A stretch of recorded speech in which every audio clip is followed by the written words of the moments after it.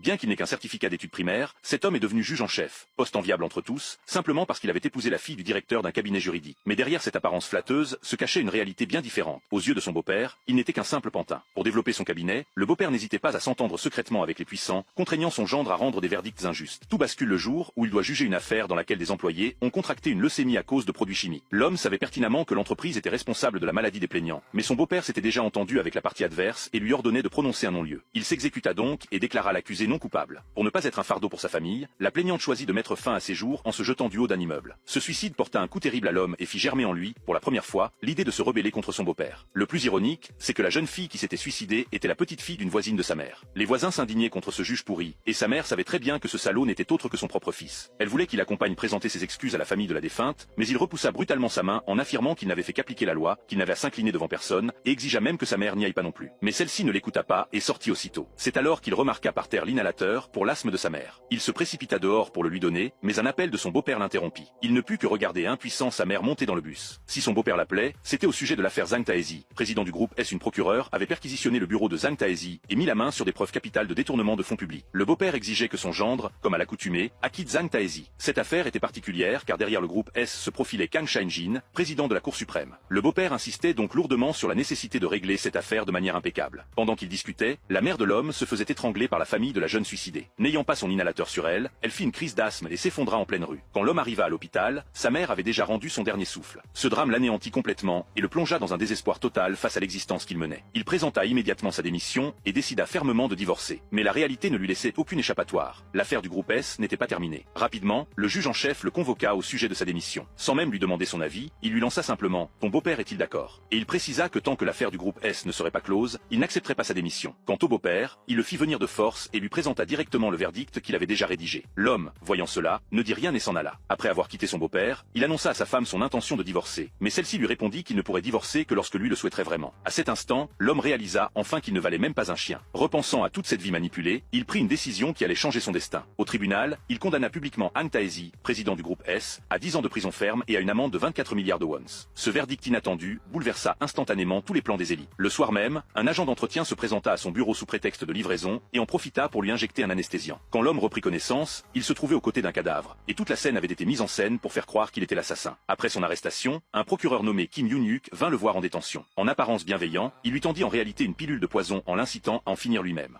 Pour prouver son innocence, l'homme décida de prendre tous les risques. Il avala la moitié de la pilule de poison et fut transporté à l'hôpital après avoir été découvert. Dès qu'il reprit connaissance, il s'enfuit de sa chambre. Cependant, les hommes de Kang Shainjin le surveillaient déjà dans l'ombre. Finalement, dans un coin désert, un homme en noir lui planta un couteau dans la gorge. Avant de mourir, l'homme